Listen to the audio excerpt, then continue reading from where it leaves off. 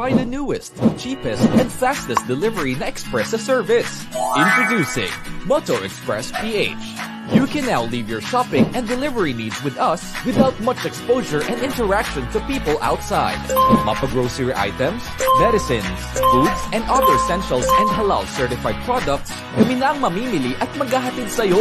Sinisigurado na ligtas, in good and quality condition ang mga pabili o orders sa delivery service na iyong i-avail. Para sa maayos at mabilis na delivery at order mo, ipamoto mo na. Download Moto Express PH app through Google Play that is built to deliver beyond your expectation. Tara na dito sa Moto Express. Dahil moto mo to.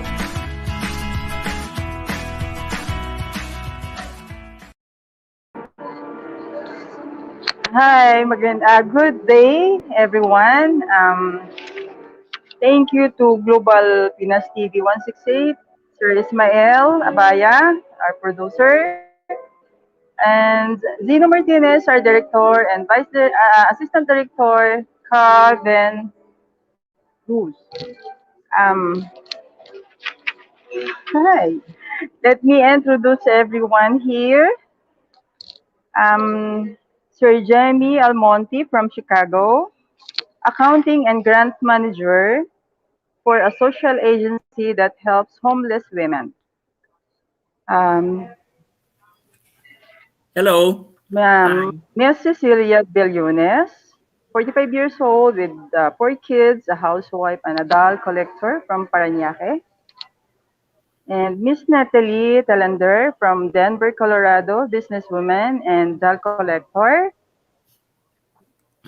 And Miss Sheila Gachalian, doll designer from Bulacan. So here's thank you to Jackie Anderson, Frazier, Kyle Parker, Felicia Van Hoser Brown, Tarisha Luput, who donated TLC Barbies. And partners. Okay, welcome. Magandang hapon po sa inyo lahat. Good afternoon. Good afternoon, Chicago. How are you? Philippines is here. Hello. Sir Jamie Almonte. Hi, ARKAT. Ma'am Natalie. Yeah, Ma'am Cecil and Miss Ella Bratanella from Bulacan and missing si Miss Cecil Villones. Come up na po. Where na kayo?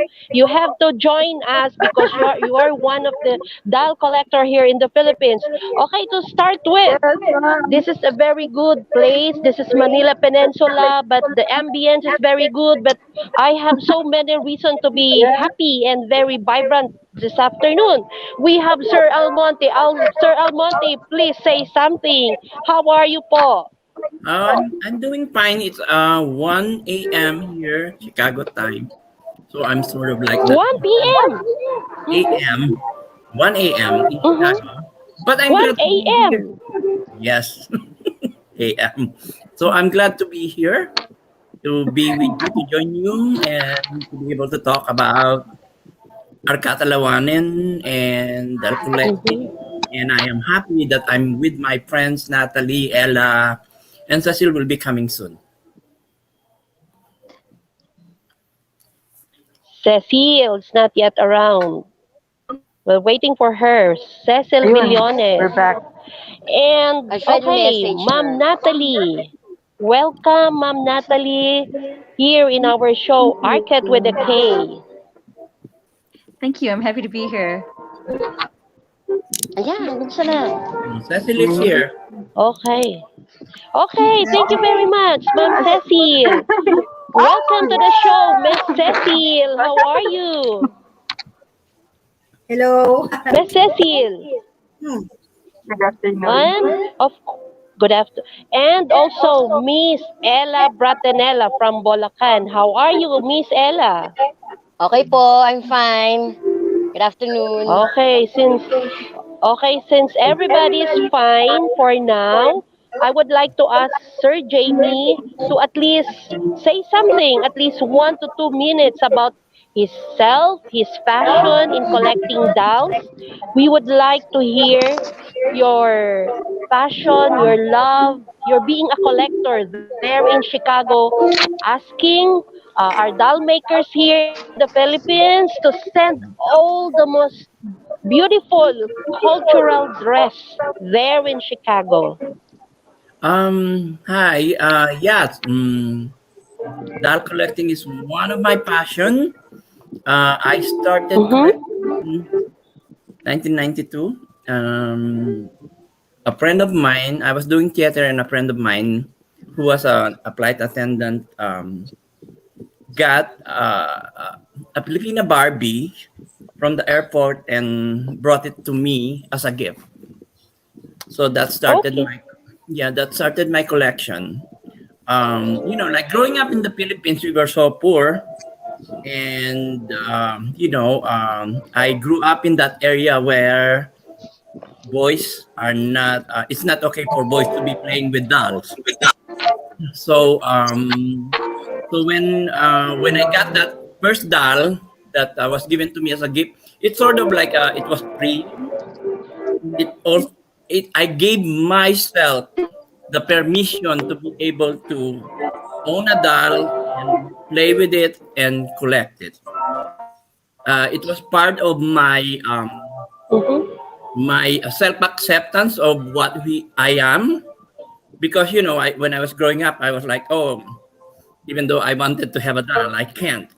First, I cannot afford it. Second, I'm a boy or a guy, and it's not allowed. So when I got my first Filipina Barbie, it's sort of like it freed me. I have my own money now, and it's okay, to accept myself as I am. If I'm a guy that loves dolls, it's okay. It's my choice. It's my life. So that started it. So so right now I collect all different kinds of dolls, and what I considered my prized possession are my Filipina Barbies. I have an extensive Oh. collection Ako of lang yata ang ano dito. Yeah. all different kinds of Yeah. Barbies. So Filipina, Mm-hmm. made by Ritual Philippines in the early Okay. 1990s to mid 2000. So Mm-hmm. Mm-hmm. Mm-hmm. Yeah. that's about it. Oh, that's good. That's great. Yeah. That's very, that's a very noble when you try to promote your own culture, when you try to promote your own culture and traditions dahil makukulay talaga ang Pilipinas. We have so colorful Barbies being dressed different Filipino culture. Ma'am Natalie, can you also share something from you, being you're one of you're passionate also in collecting dolls?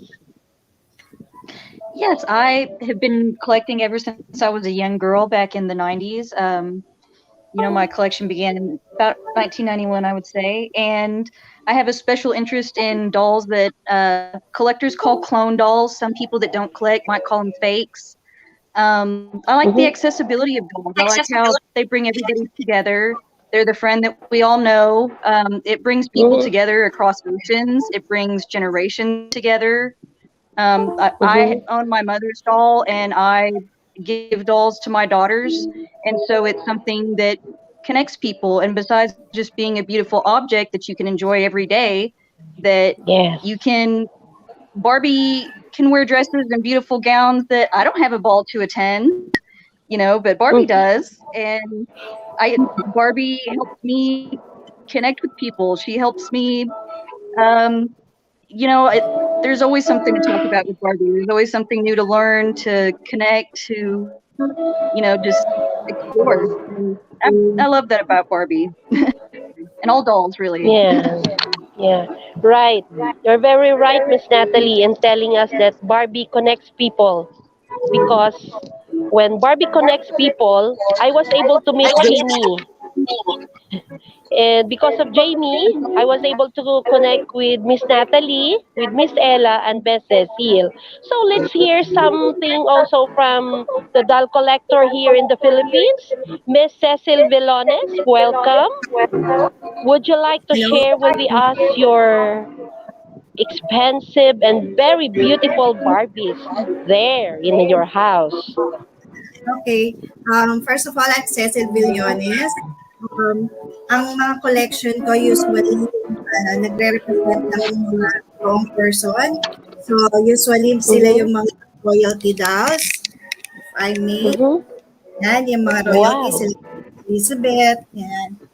Usually din mga dolls of the world, yun talaga yung nag-trigger sa akin na mag-collect yung dolls of the world. Kasi ang ganda ng mga damit. So, bakit ako nagko-collect? Unang-una, gandahan lang talaga ako. Then, along the way, habang nagko-collect ako, doon ko naramdaman na stress reliever siya. So, beneficial din siya. Nakakatuwa. Then, ang hilig ko din is yung mga nagbabanding sa amin ng kids ko, like mga movie characters, gano'n. Ang favorite namin is si Johnny Depp. So, yan yung collection ko ng Johnny Depp. Pero lately, Wow. nung nag-post nga to si Hi! Ed ng Napakagandang Bahay Tisa, ay talaga naman Yeah. sabi ko, kailangan magkaroon ako niyan. Gusto ko niyan. So, nagpagawa ako sa kanya. At kasama na Uh-huh. doon, syempre, yung mga Filipiniana girls. Yan.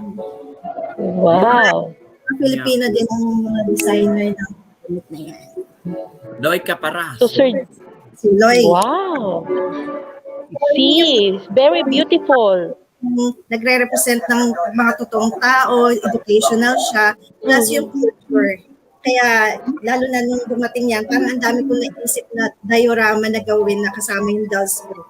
So, yun Yes, na. so nice. Beautiful and very After impressive. the pandemic, ha? After the Yes. pandemic, Sir Jamie really have to go here in Philippines. And Yeah, I'm he gonna has to see in real come and ang visit. tisa.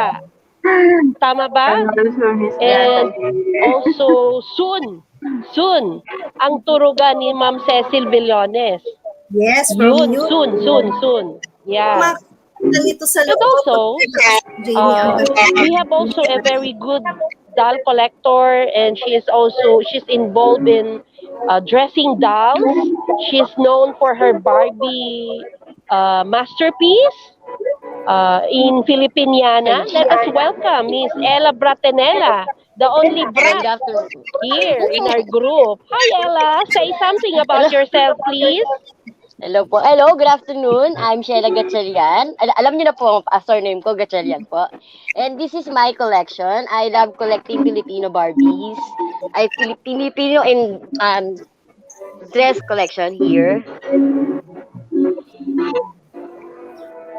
This is my collection. I open it with lights. Ay po. And this is Wow. my collection. This is my room. I'm in my room now. Wow. And this You is know my guys, favorite. Lens, you nakakaingit have. kayo. Nakakaingit kayo because you have your collection with the fashion na gusto nyo yung dolls. But iba kami ng partner ko ng si Miss Cathy. We love dolls because we have an advocacy to empower women. We love dolls. We're so very Yes. passionate about dolls because we want some livelihood program for our Maranao artisan. And you know, with you people being doll collectors, our advocacy can sustain. We will we will be able to live up on it because of you people who love to collect dolls. Am I right? Yeah. Yeah. And yeah, Sir Jamie, uh, being a doll collector, what was your most cherished or most loved doll before and now? Yeah, I cannot pinpoint in one doll that I love. Mm-hmm. The ones that I really treasure are the ones that have story. Wow. Doesn't matter how expensive or how cheap it is. If a doll, Yes. because of sentimental value, it becomes Mm-hmm. really important to me. You know, my Yeah.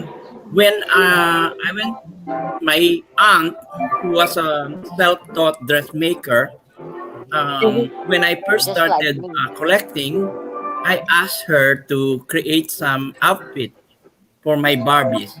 I didn't realize at the time that she was like suffering from cataract already. But Mm-hmm. I feel like I was her favorite. She always told me in our language or in Kapampangan, but I'll say it Yeah. in Tagalog. Alam ko na pusong babae ka, but I've always loved you regardless. That's what she told me. That when I was growing up, she already knew that I was different because I'm gay, right? So in their generation, that is something that is very very hard to say. But for someone who grew Mm-hmm. up in the farmland, and for her to say that she Mm-hmm. loves me unconditionally, that is very very important to me. So what I consider treasure are the clothes that she made.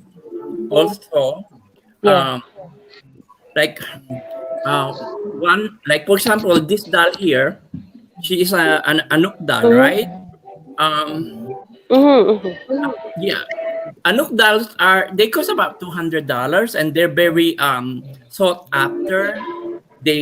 It's a doll that was designed and created by Nabsikan, right?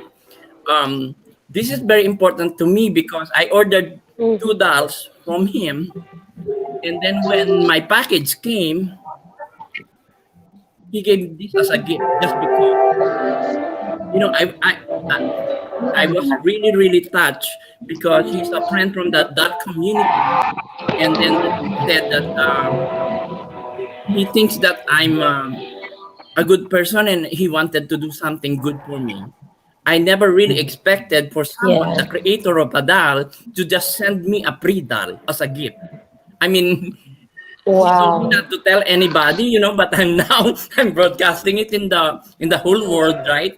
But um, I actually cried when I got it Oh. because I opened the box and then there the doll, the pre doll, the gift doll. So to me that was it's important to me not because it costs a lot, but it's because of that it was Mm-hmm. given, the way that it was given to me. So I have a lot of different dolls that I love because they represent something, the story behind it. That's what makes the doll special. Yeah. Yeah. Yeah, that's it. And that is also the very reason, Sir Jamie, Ma'am Natalie, Ma'am Cecil, and Miss Ella, that when I was inspired to make the ARKAT Lawanan doll, we have a story. Our story is I want to empower our Maranao artisan who were victims of Marawi siege. And these women trapped in an evacuation center, they have nothing to do. They lost their livelihood. They lost everything. Even their houses were burned into ashes. And all the materials, the handloom equipments were all destroyed. So I was thinking, how am I gonna start to make a living for these women when in fact we have nothing? So because I love about our Darangan epic, I was inspired by a princess which named after Arkatlawanen. And in our Darangan epic, there is a chapter 8 which speaks about the abduction of the princess itself. The Arkatlawanen was abducted. She was abducted from the other kingdom, the Sultan kingdom, who was so attracted with Arkatlawanen. But then Arkatlawanen was saved by a prince. And the relevance of it is during the Marawi siege, our city was abducted. Our city was destroyed. So, where are we going to start? We must start on some things that will represent our Katlawanan are peace warriors. They are not only dolls, but they will talk about the life of our Marawi women, how they will be empowered. You know, partner, can you remember when I went here in Manila with our first batch of dolls? We really had a hard time selling that dolls. Excuse me. Yes, True. partner. We went to many places, especially in Congress, Yeah. and some Mm-hmm. people or some congress people or some congressmen and women, when we went to their offices and then sometimes rejected us, selling dolls or asking them to adopt a doll, and then there's some, Sorry. they're gonna have a make face or just say nothing. So, but some of them are a really nice person, so they help us, especially the governor in Bulacan. Yeah, if I may butt in, just like Sir Jamie, when you do some goodness, it will come back to you. Because 5 years ago, I am the chairman of Pro Divorce Group. I help the Christian women. Me and Kathy, we always rally. We need to have divorce here in the Philippines. And don't you know, after the Marawi siege, when I have that dolls, my friends, they will call me, okay, come, we will buy your dolls. Because they do not love dolls. They buy it because they felt that we need it. And that's it. That how ARKAT goes and that how ARKAT develop into a cooperative. We have to make a cooperative to empower every artisan. We have to teach them about entrepreneurship because we need to have a we need to have a good quality. I've learned so much from Sir Jamie with all his Oh, comments like this and like that. It broke my heart. But it's true. We have to develop good quality to serve and to have more consumers. So, well, Sir Jamie had been there telling me what to do, giving me some piece of advice, which cannot be both given to my advocacy. That to my advocacy is really something to begin and to deal with. So that's yeah, our thank you, story. Sir. So it's not all about the dolls. It's all about the friendship, the link, the connection. Is Yes, what the Mom Natalie has been trying to say. yeah, So thank you, Barbie. thank Thank you, Barbie you. dolls. Yeah, and Like for Lucia, Mom connecting Cecil people. also. Yeah. Yeah. Yeah, and when I first met our cat, and then she showed me the dolls, I was interested. Not well, they're beautiful and the outfits are beautiful, but more so because of the story that they represent and the Story. advocacy that Yes. that goes with it. You know, Mm. um, so we are planning to have some of the dolls be sent to me in the US, and we're planning to try to do some fundraising. All the benefit going to our cat, Alawanin. Hopefully, Yes. it's gonna be successful. So it's on the planning stage right now. Once I get the dolls here, then I will start going through with the plans, and I'm gonna be asking Natalie to be helping me. So yeah, yeah. Well, ako gusto kong ang plan ko this month is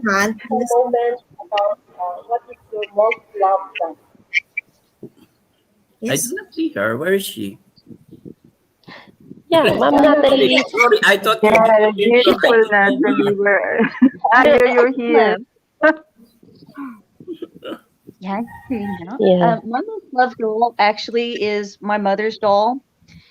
Uh huh. She This is Oh, the cute. doll that my mother had as a child. She had the original ponytail Barbie doll, and this doll is actually a trade-in that she Mhm. took her doll to the store and traded it for this doll, and she's told Hmm. that story like she regrets it because she had the Mhm. original Barbie doll. But I love this doll. She could not be more special if she was worth $1 million because it's from my mother, Mm. and I love this hairstyle because it reminds me so much of Yes. women that, as I was growing up, like aunts and my grandmother, and looking back at old family photos, this is the style. This is what the women look like, and that it gives me a warm, familiar feeling like I wasn't there for my family to look like this, but um, with Barbie, like I said, it connects generations, it connects over time, So Yeah. this is this is my favorite.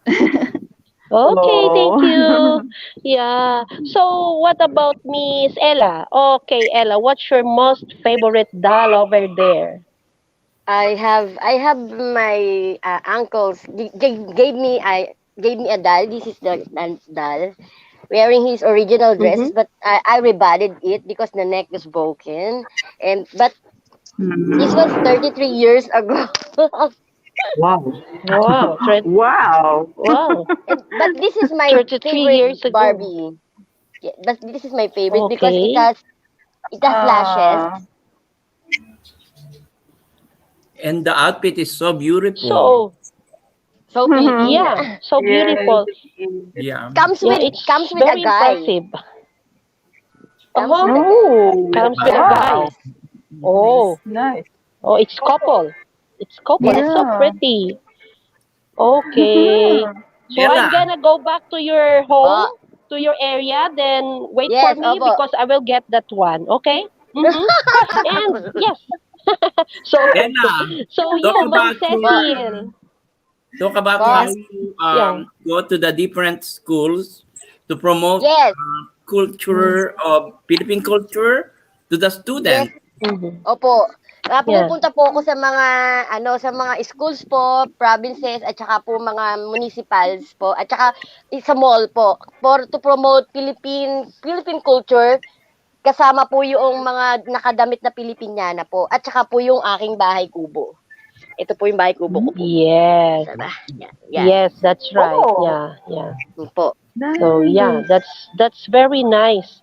And also, we would like to hear from Ma'am Cecil. Yes, Ma'am Cecil, your most loved Barbie dolls over there. Can you show it to us? Wala talaga akong love na doll eh. Talagang, um, wala. Parang lahat sila gusto ko. But for now, kasi, Only one. nag-concentrate ako doon sa house. Eto ngayon yung pinaka-gusto ko. Parang, House, yung house. Okay. oo. But kasi eto, ang dami kong naiisip na Yeah, project. right. Yung souvenir shop na gagawin ko siguro next month. Parang Oh, culture yung souvenir na t-shirt for Barbie and yung for adult, for human and dolls. So Wow, parang meaning excited! Mm-hmm. I can also add your rag dolls. So I'm going to promote it pwede rin. So Yeah. syempre, very nice. So, I'm going to help you with that. so so what will Kathy will do? Me and Kathy will be going to your area one of this day. This week lang, huh? We'll visit We'll go you. to your house, to your area, so we can visit you and see the Tisa naked eye with our Sure. own naked eye. Okay? Yeah, And we're the so Barbie very house. excited to do about it. Anyway, dolls are dolls. For us, it will give happiness, Dolls especially are to dolls. children. Diba? Yeah. You see? Yeah, Miss Cathy. Dolls are dolls. Yeah. Dolls That's makes beautiful. That one of one the ARKAT happy. It gives us naman. It, happiness, contentment. yeah, it will refresh us our brain cells, huh? Oh, Diba? oh. Yeah. Because, we hope that by having this ARKAT Lawanen, we will be able to help our own artisan. We can make our livelihood in handloom more stronger and more better. And also, we will be able to pass this from one generation to the future generation. This is my advocacy.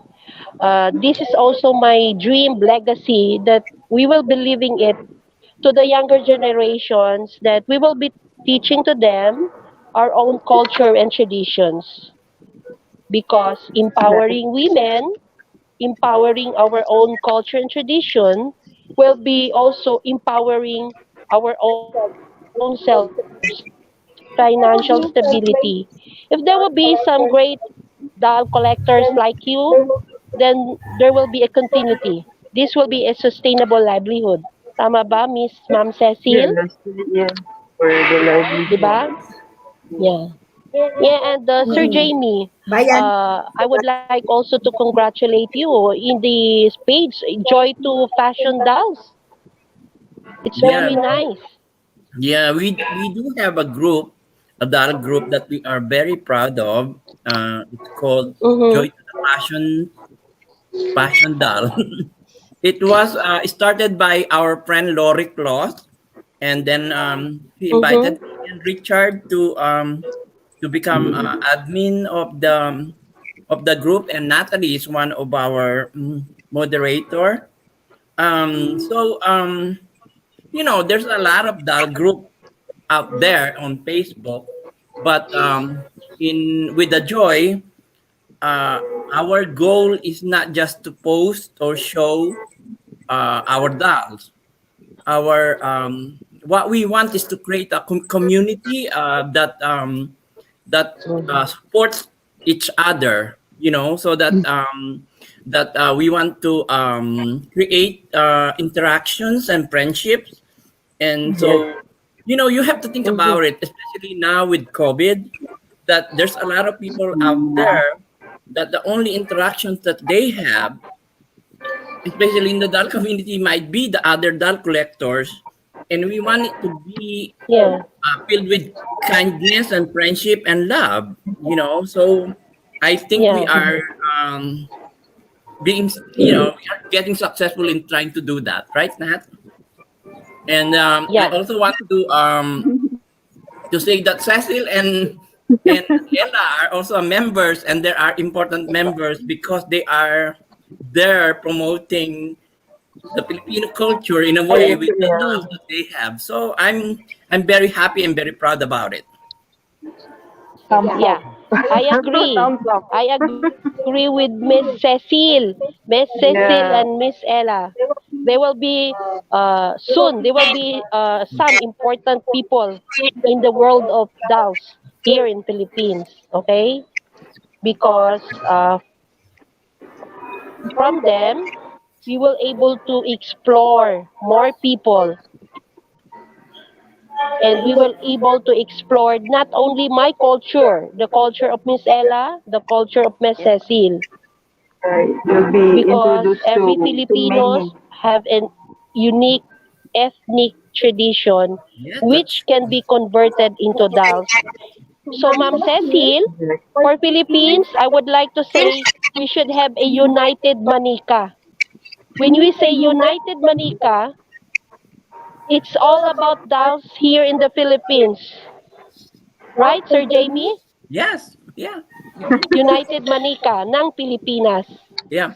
I Maybe this is to, yeah, Yeah, to connect everyone, right? Especially Yes. in the Philippines, I think yeah, yeah, it's a very active dance community, and there's a lot Yes. of yeah, very talented, hardworking, enthusiastic designer and doll collector. So yeah, Joy yeah. Caparas True. is one. Yes, yeah, the one I've seen, Loy Caparas, is so good. Yeah, Yes. Bandro Loy Kasiwan, Caparas. I am trying Tulong, to, Ayuyaw. yeah. And yeah, and maybe next month we can gather again. We will have another doll community. Get together. So Yes. maybe Yeah. Get we together. have to end Together. soon. So any parting words, Sir Jamie, Ma'am Natalie? Okay, Sir Jamie, you do first the saying goodbye. Parting Okay. words for our Well, viewers. thank you for having me. I really appreciate it. And then I just want to say that I am here for ARKAT Lawanin, and I'm gonna try to do what I Thank you. can, the little things that I can do. Thank And you then very I'm much. glad that we met Thank you. because I gained a friend, and Thank what you. you Thank you. do is very, very worthwhile, and I salute you. Saludo ako sa'yo. So I mean, Thank you. yeah. Thank you for what you do. Thank you so much for Jamie. Miss Natalie. Yes, Please say something. yes, I'm so glad to Yeah. have met Jamie and be a part of this small group and have had the opportunity to learn about different cultures and to help people remember, help people to make friends. The thing that's so exciting about dolls is the connection. And so I'm so glad to connect with all of you and to connect with the Philippines from here from the United Oh, thank you States. very And much. thank you. Thank you very much. Ma'am Cecil. Yes, thank you for having me. So just follow me on IG for my Sa Bahay Tisa. That's the name of my IG. And for my other adults naman is my Dal PH. So you can makikita niyo din yung mga culture, gano'n. Pero ka-start ko pa lang. Siguro maglalagay din ako ng Maraming Facebook. salamat po. Thank you. Miss Ella. Hello, thank you for having me. And this is my doll at my back. I sold it for my friend with cancer po. Yun lang. Okay, Thank you. thank you very much. Um, shout out saglit. Um, yes, thank you to Lori Claus, Richard Statham, Georgios, Chi Georges, Ed Fire, Fish Cheng, Stephanie Joy Albior of Joy Collection, Joy Group. Hi to all BFF of Richard, Lori, Lily Paul, Natalie, Jackie, Loy, Stephen, Ed, and Christina Flora, and Nav Second. Thank you very Thank much, everyone. Thank thank you, you. Thank Catherine. you. Sir Jamie, Miss Nat, Ma'am Cecil, Thank and Brad you. Camila, thank you very much. Thank you.